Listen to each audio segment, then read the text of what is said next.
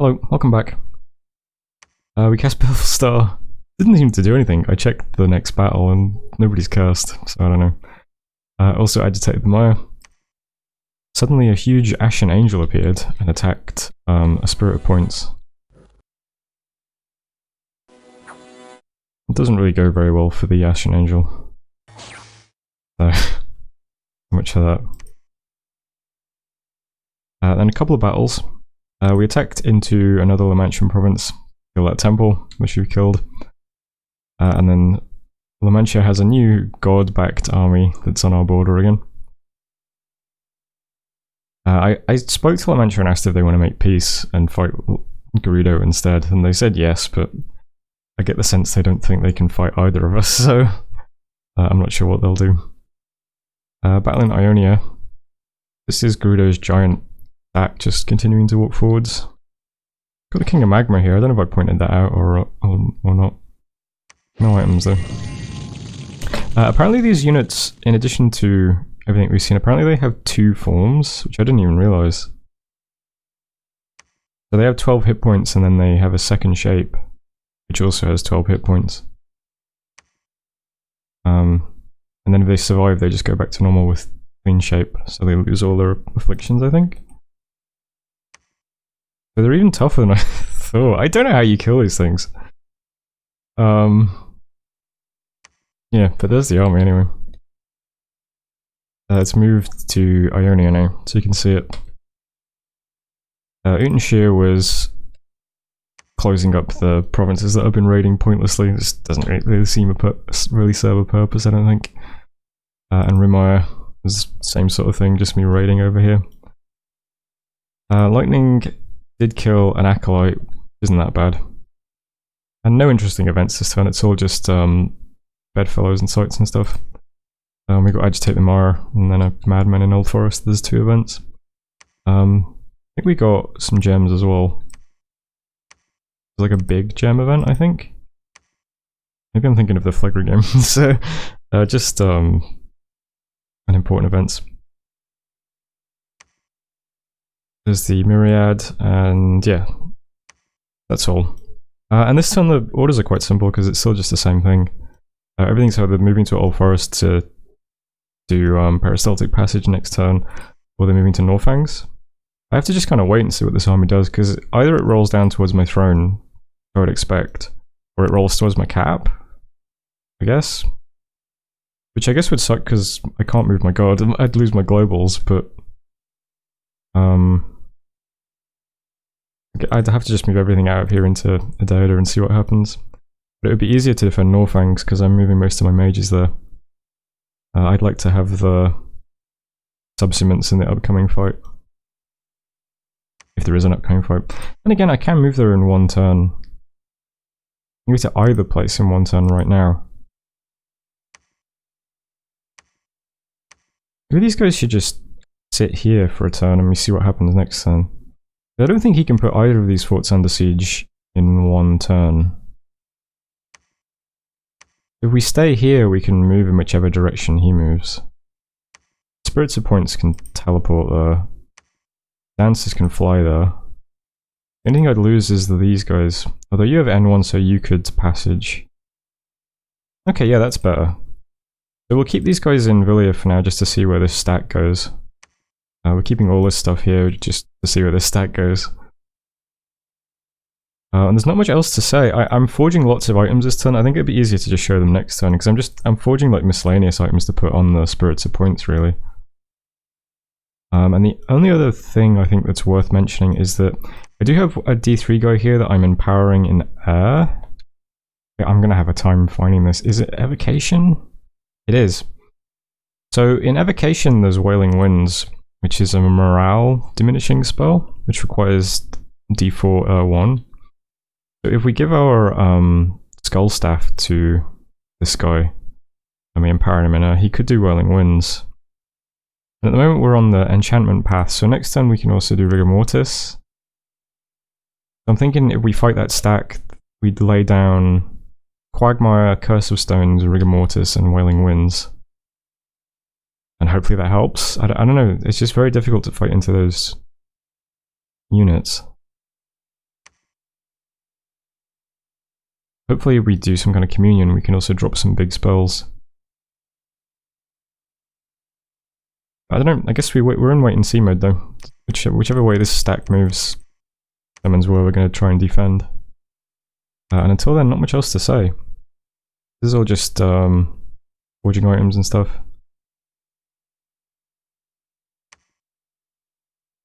I think it's worth moving these guys. Alright. So, lots of mundane commanders, that's okay. That was turn 51, pretty simple, but next turn will be a bit more important. So I'll see you then. Hello, welcome back. Before I get to the turn, just some brief intrigue from the Discord. Ramk, who's playing Selenia, told me he's invading Gerudo proper this turn. So he sent me a screenshot, which I'll put on the screen, of him taking, I think, like 7 provinces of Gerudo this turn, which is pretty nice. And he also told me that he's going to be casting Leprosy on the big stack of Gerudan units near me. So hopefully that's also good as well. Cassier also told me that he might cast some rituals on that stack as well, but I don't know if he did or not. As for events this turn, all of these events are just my national events, so nothing too interesting there. There were 2 assassinations by Ashen Angels, but they both just hit kind of unimportant commanders, an Acolyte and a Wildman. And as for the battles between Gerudo and us, I think it's easier to just show them on the map first. You basically hit these 3 provinces. So Second Forest got hit by about 70 Iron Knuckles and some mages. Queen Forest, which is the fort here, got hit by about 70 Iron Knuckles and some mages. And then the bulk of the stack still is in Haloma. I was looking to see if any of these units are getting diseased or anything from Leprosy, but it doesn't look like it. I'm not sure what Leprosy does actually, but maybe I should look it up. But I assume it diseases. I assume it's the thing that hit me over here. But yeah, if I just hit V to watch this, I couldn't really find anyone who's diseased. What about you? Nope. Oh, okay, so 2 of the units are. Okay, now I'm finding people who are diseased. I guess some of these guys are diseased at least. I certainly couldn't find any of the mages being diseased. Okay, now I can. No, this isn't a mage. Okay. Mages. I'm looking for mages. This is a water mage. Okay, so some people may or may not be diseased. That's the best we can say and the best we can hope for right now. And I think that's really it for events. Yeah.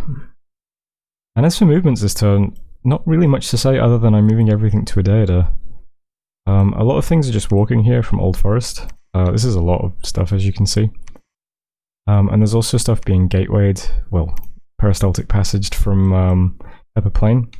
So if I just hit, what is it, Control T? All of this stuff is being teleported to my cap this turn as well. Lots of units are flying over, so there's one flying over. These guys are all teleporting over. These guys are all flying over. A few people are doing the individual teleport. So we'll have everything pretty much that we own will be in Uuodeouda next turn. And then if Gerudo moves on to us, I think we'll just break siege immediately. It seems like the best course of action. To prepare, all I'm really doing is forge items. I just thought I might as well just dump all of my gems into whatever might be useful. So we've got some blood slaves, so I'm forging some lifelong protections, some earth boots, coral blade for hit points, spell focus, lots of girdles of mics. We've got lots of earth gems, and the reinvigoration might help. Another lifelong protection, just stuff like that. We do have quite a few items saved up in the treasury now, so we'll distribute all of these properly next turn. And other than that, not much else to say this turn. Have to see what happens next turn. So a bit dull, but if this stack moves on to us, remember right at the beginning of the game when I said maybe it'll come in handy that our cap is a cave province? I wonder if any of these, actually no point watching it, I wonder if any of these units have dark vision. Do these Iron Knuckles have dark vision? No. You never know, being in a cave might actually come in useful. I guess we'll find out in probably 2 turns. That was turn 52. Thanks for watching. I'll see you on turn 53. Hello, welcome back. Lots of spells cast. We teleported everything to our cap. We also got enchantment up to 6. Lots of nice spells here. Got relief. And also got rigor mortis. I'm not sure if this will hurt us more than it helps us, but I've got it scripted in an upcoming battle anyway. Heat from Hell, Arrow Fend. We could do Arrow Fend, but I don't think it's going to be useful against Gerudo. They don't seem to use many ranged attacks. Also on 929 research now because everyone's in a fort just researching. So we do quite a bit of research when we don't have to lead massive armies of mages around trying to defend our territory. A couple of battles. First two aren't too interesting. I'm just raiding still. Took 2 more provinces. That's fine. There was also then a battle in Uuodeouda. For some reason I've started having problems with the custom sounds. And one in particular makes my game crash. So I've had to disable all of the sound effects for battle replays, because otherwise I just crash. So I don't know if that detracts or not. I quite like having the sound effects on. But anyway, we can see Gerudo's army. I think it's important to note that a lot of these guys are actually starving now. Maybe a lot is too strong, but I have been able to find quite a couple who are starving now. Here's one. Quite a few guys are diseased as well. Yeah. This army isn't in great shape. Still got a lot of very powerful casters, and the units themselves, of course, are very difficult to deal with. But at least a few of them are picking up afflictions and starting to starve and stuff, so that's something.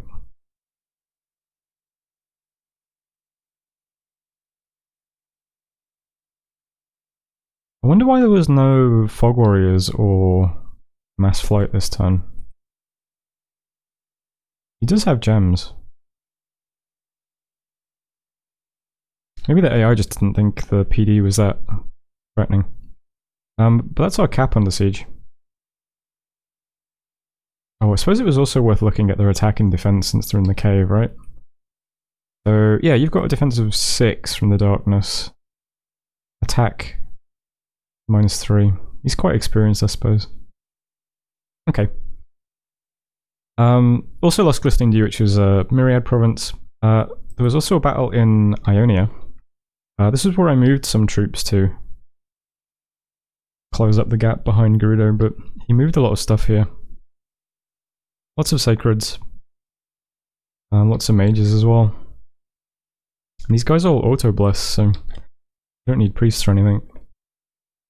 So distracting not having the sound, because I feel like I'm waiting for a noise to go off. But I'll turbo through it. I mean, as usual, Gerudo just kind of minces all of our units, except the teeth. The teeth in the hills are pretty good at dealing with them, because of the ethereality, the life leech, and the regen. So they just about managed to, like, edge out. But you can see how long it takes to, like, kill these things, it's crazy.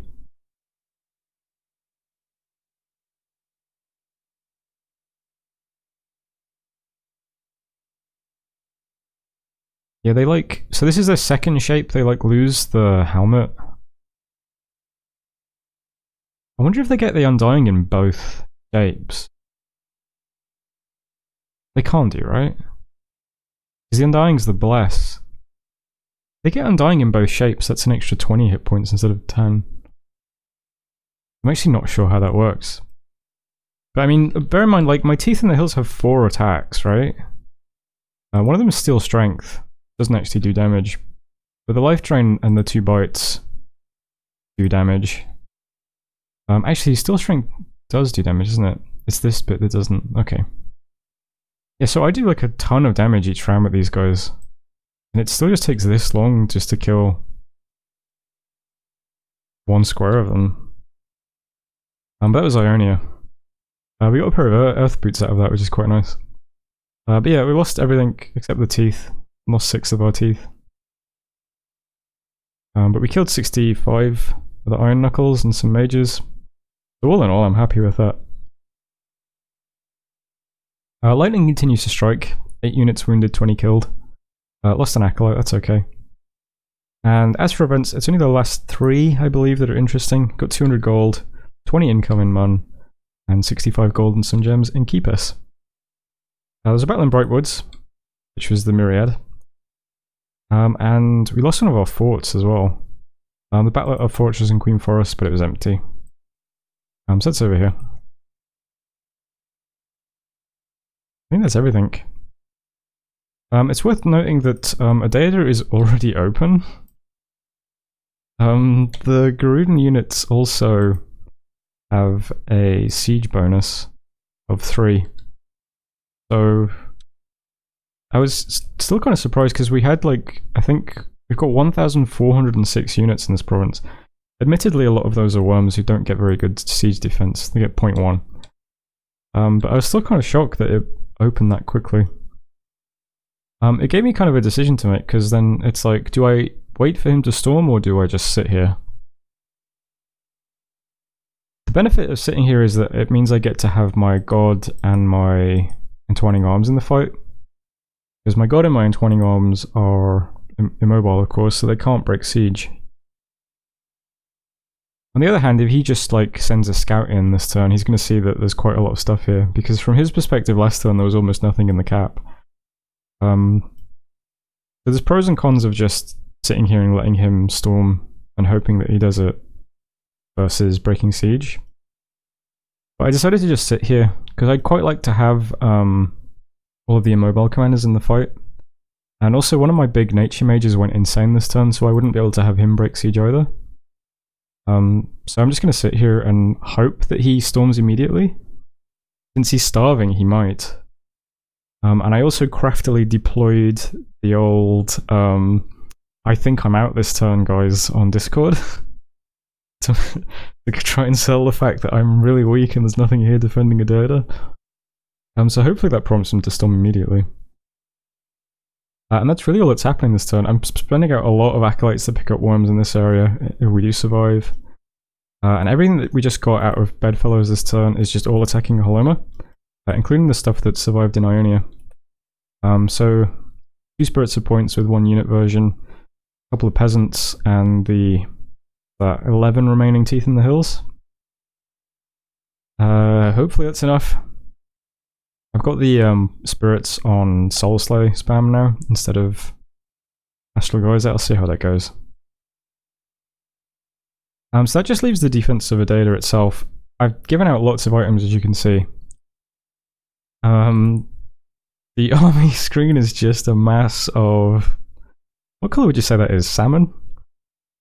You can see I've got all of my commanders in here. Everyone's got bodyguards as well, more or less. A lot of the kind of basic units are on bodyguard duty, and all of the long dead as well.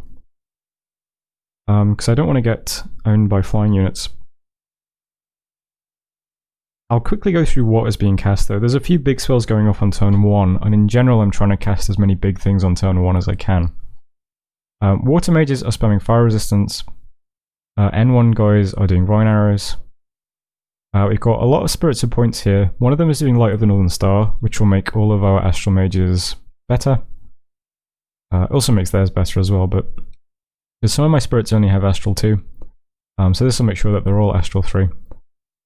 We're scripted to spam Astral Geyser twice, and then once enemy units get more in range, they're going to switch to spamming Soul Slay instead. So all of the spirits do that kind of routine. You've got one N5 guy doing Howl, and then spamming Panic. And in general, I'm trying to spam a lot of fear spells in this battle. Another spirit of points that will eventually have S3. They'll do buffs on the first 2 turns and then do Astral Geyser, Soul Slay, Soul Slay. That's what all of the points are like. This one's doing anti-magic and then the same thing. Another S3 guy, same thing. Fire mages, we don't have many of them, but they're just going to lay down flame wards as much as they can. Earth guys. This Earth guy, I gave the Staff of Elemental Mastery to. Puts him to 2. And then there are at least 4 slaves in this battle, which puts him up to 4, which lets him cast Storm. And Storm, if we get it off on turn 1, I think should ground all of his troops if he casts Mass Flight. I think. Do you have any kind of weird spellcasting thing like Spell Slinger or anything like that? I don't believe so. So if this takes 180% to cast and he has the melee troops on hold and attack, which I think is 2 turns, right? Then Storm should go up before he flies. So I think this means all of his units would be grounded if he casts Mass Flight. Hopefully that goes off on turn 1. He's then just going to do a few buffs for himself and then do Living Clouds, which is the bunch of air elemental spell. Big Nature guy doing Relief and then spamming Panic. Another Subsummon doing Thunderstrike spam once the storm is up. Legions of Steel from an Earth guy. Another points doing Astral Geyser and Soul Slay. Big Water Mage is doing Quagmire, of course, on turn 1, which is good for us. Another Nature Mage doing some Rouses of the Tangleheart once got some buffs down. A lot of people are rousing Tanglehearts. I want to have like 30 Tanglehearts all around the edge of the battlefield just pumping out eggs to see if that does anything against this. Here's the Death guy doing Rigor Mortis on turn 1 and then spamming Terror. I had to give the Skull Staff to him because Rigor Mortis takes 3 gems, unfortunately. I'm really not sure if this is going to help us or not. But as long as it hurts him more than it hurts us, then I think that's fine. More Tanglehearts. Death guy spamming Shadow Blast. Curse of Stones, we're doing a lot with Earth Mages as well on turn 1. Anything else interesting? Divine Blessing, which we won't need because our god will be in the fight. There anyway. Is the guy I empowered in Earth doing Wailing Winds? I can't give him the staff, but fortunately Wailing Winds is only 2 gems, so I've just given him like tons of gems, and he can cast it by using an extra gem. And then he'll spam Terror. Another Earth guy, doing Strength of Giants. Another points, doing the usual spam.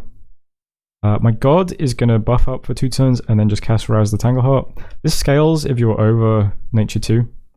So since my god is Nature 7, right? Yeah, my god's Nature 7, so that'll summon 7 Tanglehearts every time he casts it. So hopefully that goes well. And there's another Earth guy doing Curse of Stones on turn 2 to make sure it goes down. So that's a lot of stuff, a lot of buffs, and a lot of spells. I'm mostly hoping that the Soul Slayers are able to just kill a unit each round. If we've got like, I think about 10 people doing Soul Slay, as long as they all hit, we'll be taking out 10 units around. Well, they'll second shape, so it works out to 5 around, I guess. And then hopefully our units can do some damage as well.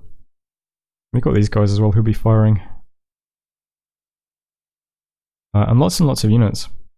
Here's 64 Splendor. We've got well over 100 Wildlings. We've got 27 Teeth in the Hills, so these guys will be pretty good.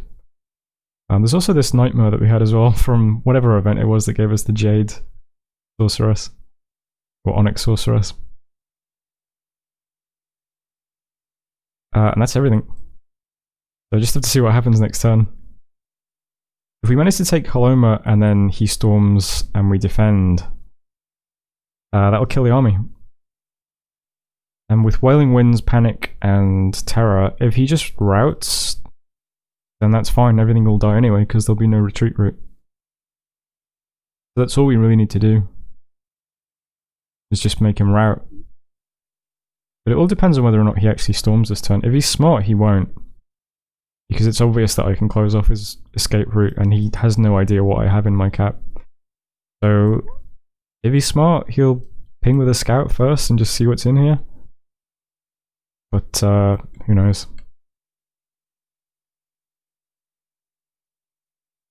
And that was turn 53.